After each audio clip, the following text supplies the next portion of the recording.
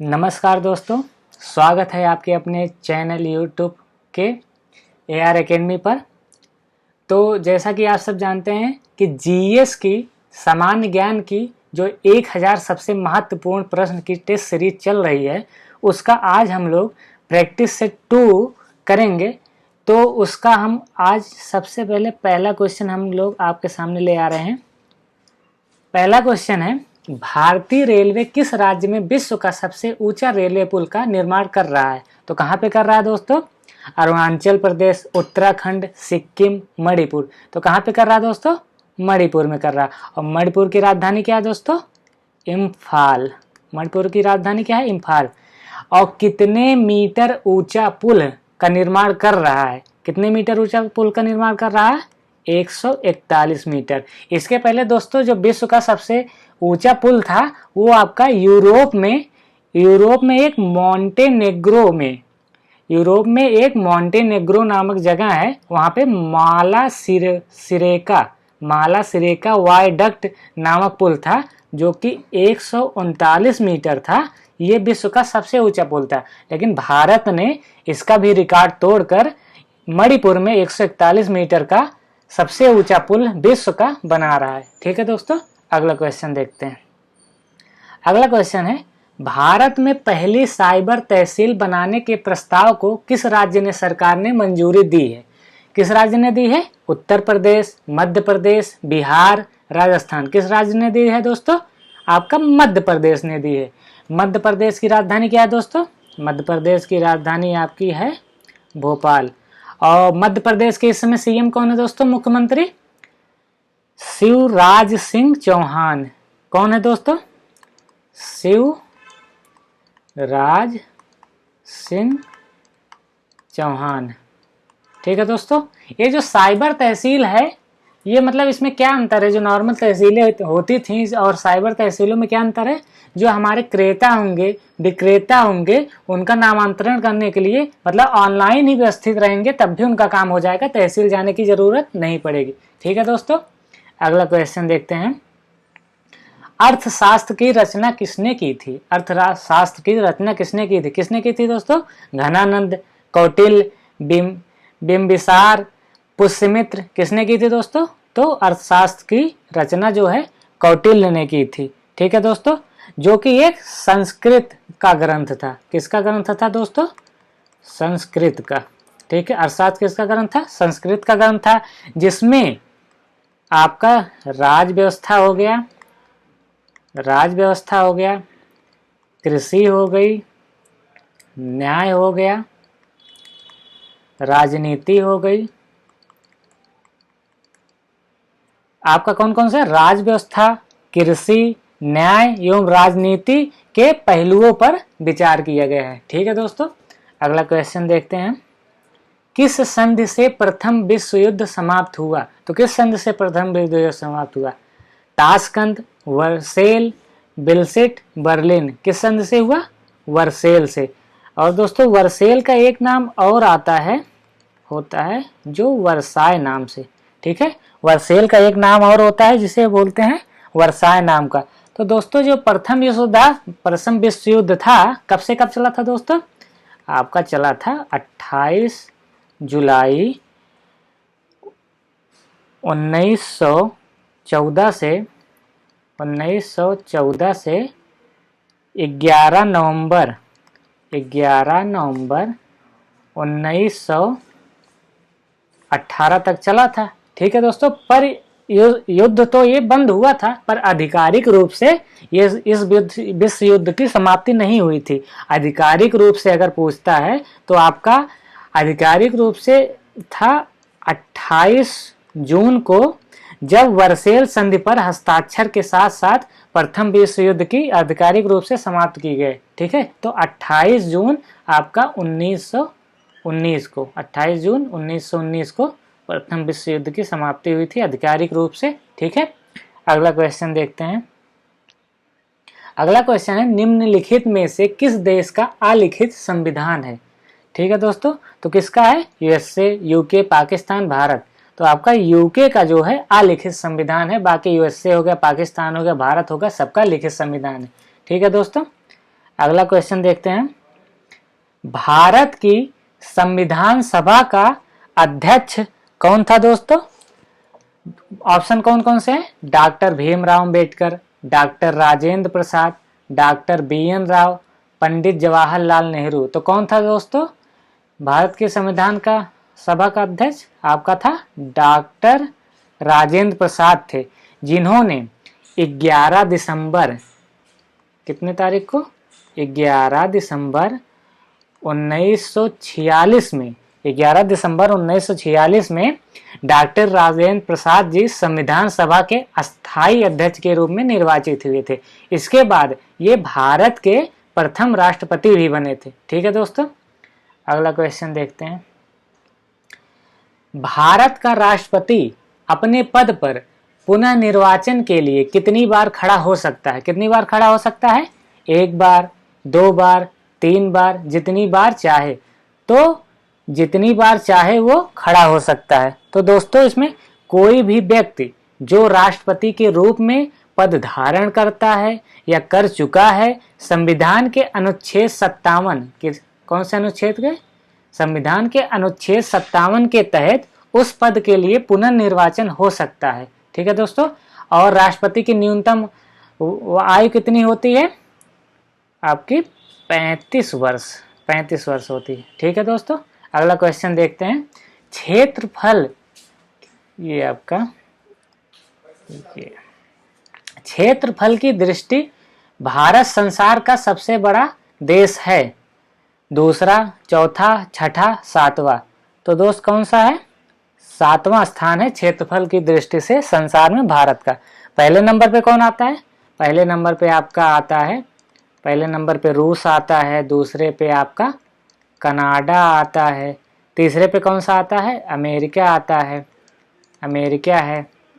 चौथे पे कौन सा है? चीन है। पांचवे पे कौन है? ब्राजील है, ब्राजील है। छठे पे कौन है?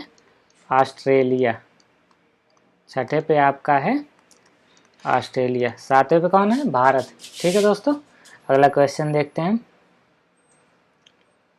लोनार झील कहाँ पर स्थित है? तो कहाँ पर स्थित है दोस्तों? तमिलनाडु, केरल, महाराष्ट्र, गुजरात। तो कहाँ पे स्थित है दोस्तों? आपका महाराष्ट्र है। महाराष्ट्र में एक जिला है जो बुलडाड़ा जिला के नाम से, बुलडाड़ा नाम का जिला है, वहां पे आपका लोनार झील है। और लोनार झील कौन सी झील है? ये खारे पानी की झील है। ठीक है, खारे पानी की झील है लोनार झील। ठीक है दोस्तों, अगला क्वेश्चन देखते हैं।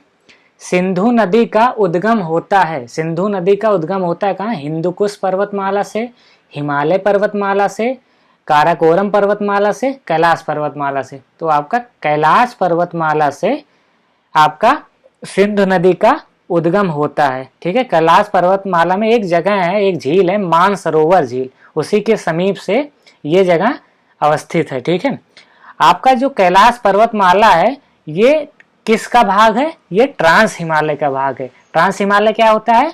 हिमालय जो होता है 4 भागों में बांटा गया है, वो उसी का जो पहले नंबर का होता है ट्रांस हिमालय, दूसरा होता है ग्रेट हिमालय, तीसरा होता है लेसर हिमालय, चौथा होता है शिवालिक हिमालय। तो ये आपका ये ट्रांस हिमालय का पार्ट है, ट्रांस हिमालय का पार्ट है कैलाश पर्वतमाला। ठीक है दोस्तों, अगला क्वेश्चन देखते हैं।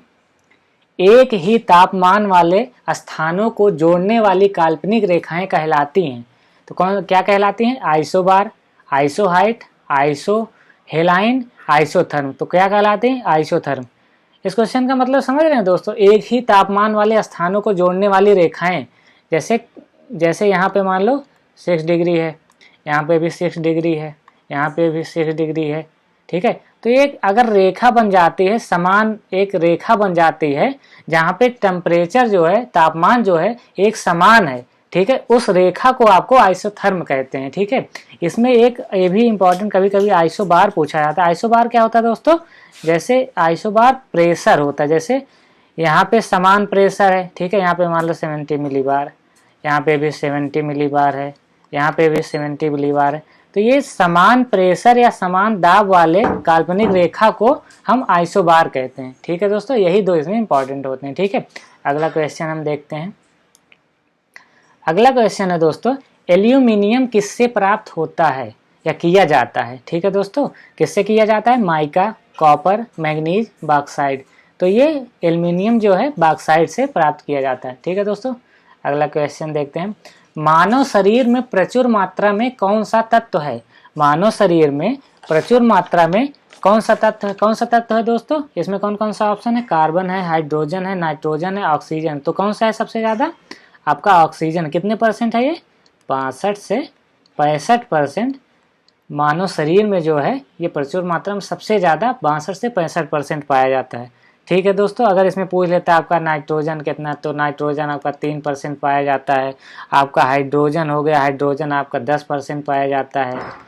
कार्बन कितना होता है? कार्बन 18 से 20 लगभग 18-20 आता रहता है। ठीक है दोस्तों, तो अगला क्वेश्चन हम देखते हैं। एंजाइम होते हैं, एंजाइम क्या होते हैं?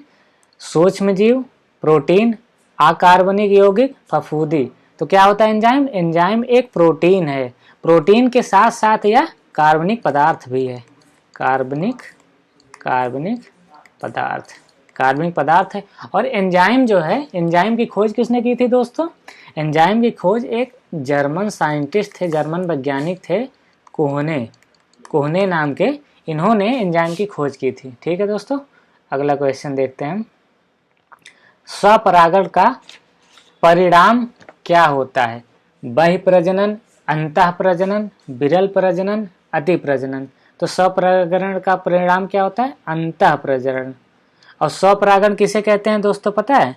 स्वपरागण होता है यदि किसी पुष्प में परागण उसी के पराग द्वारा होता है तो स्वपरागण उसे बोलते हैं। ठीक है दोस्तों, अगला क्वेश्चन देखते हैं। वह वस्तुएं जो या तो उपभोग अथवा निवेश के लिए निर्धारित हैं क्या कहलाती हैं? मध्यवर्ती वस्तुएं, अंतः वस्तुएं, गिफन वस्तुएं, निम्न स्तरीय वस्तुएं। तो कौन सी वस्तुएं कहलाती हैं? आपकी अंतः वस्तुएं, जिसे हम लोग फाइनल गुड्स भी बोलते हैं। ठीक है, फाइनल गुड्स इंग्लिश में बोलते हैं। ठीक है दोस्तों, अगला क्वेश्चन हम देखते हैं।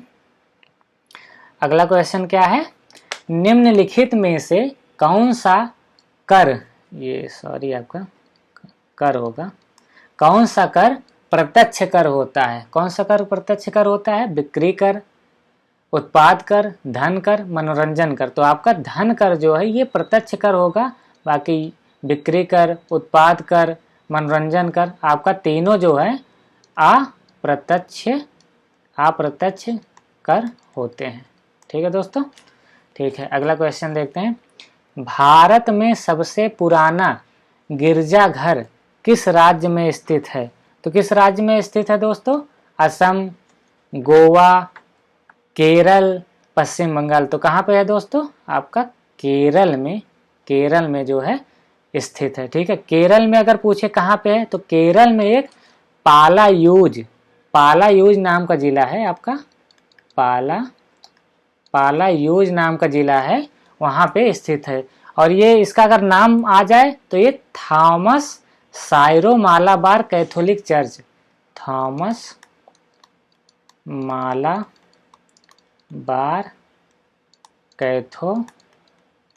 कैथोलिक चर्च इसका नाम है। ठीक है दोस्तों, भारत में सबसे पुराना गिरजाघर कौन सा है? Thomas Malabar Catholic church. ये कहाँ पे है? केरल में एक पालायूज नाम की जिला है, वहाँ पे स्थित है। ठीक है दोस्तों, अगला क्वेश्चन हम देखते हैं। अमृता शेरगिल किस रूप में प्रसिद्ध हुई? मूर्तिकार, चित्रकार, संगीतकार, नृत्यांगना।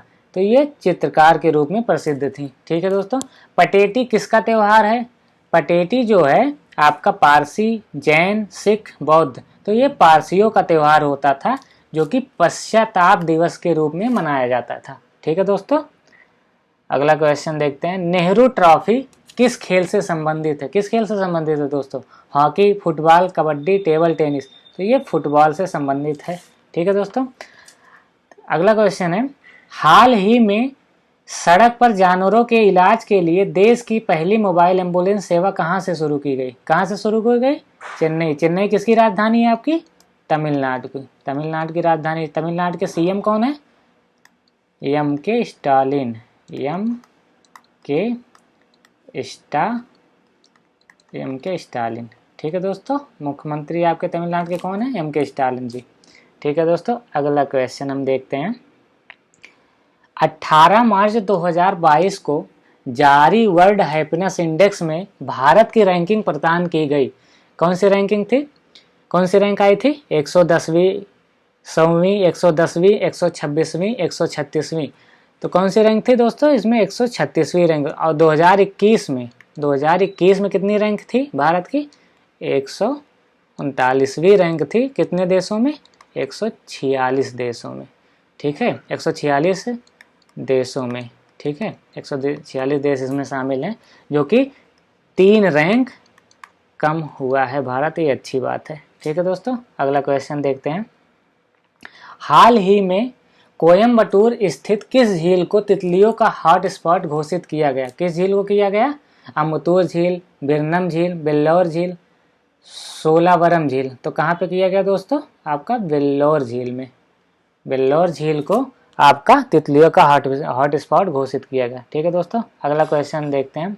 गणतंत्र दिवस परेड 2022 में किस राज्य को सर्वश्रेष्ठ राज्य झांकी के रूप में चुना गया? किस राज्य को चुना गया? मध्य प्रदेश, उत्तर प्रदेश, केरल, राजस्थान। तो आपको उत्तर प्रदेश को इस बार चुना गया। ठीक है, तो धन्यवाद दोस्तों पूरा वीडियो आप देखने के लिए। अगर आपको अच्छी लगी हो तो लाइक कीजिए, अपने दोस्तों के भी साथ शेयर कीजिए और सब्सक्राइब करिए। धन्यवाद।